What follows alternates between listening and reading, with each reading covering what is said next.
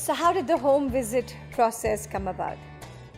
That was one of the most moments that was a huge awakening for me personally.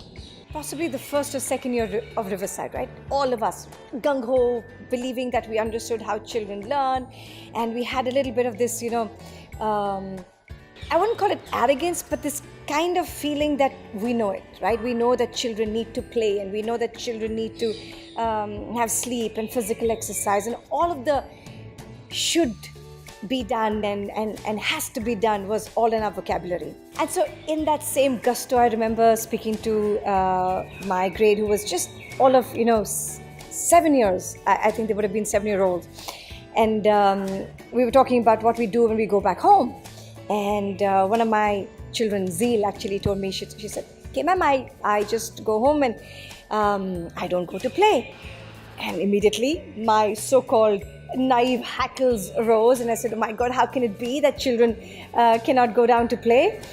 And with that so-called righteous anger, I called up the mother and I said, "Peena, how can Zeel not go to play?"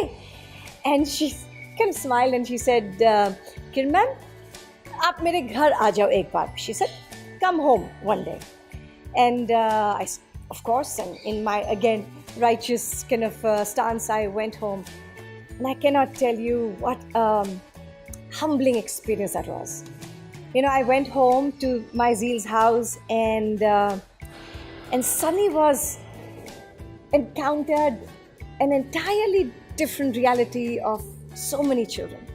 So here was my Zeel, who lived in this home that was, like in an apartment block which had shops at the base. And they lived on a really, really busy street where there was not even a single patch of green. And so all my Zeel had when she went home was that little, 6x6 piece of kind of ground which was just outside the lift. And she lived in a home that had 12 other members. And suddenly I realized, my God, children come to us in so many different stories. There are so many different realities.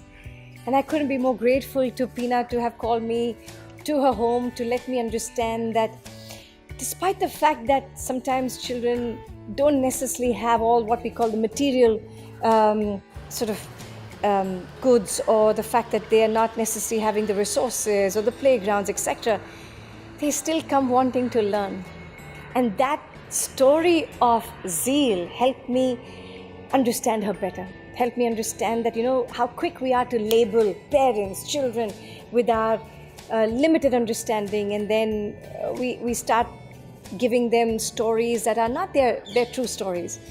So the home visit became a wonderful, wonderful opportunity for all of us to kind of get the more complete story, not only of the child, but also the parents who really who do so much to have their children have an education. So the home visit was one of the most humbling experiences that I've had.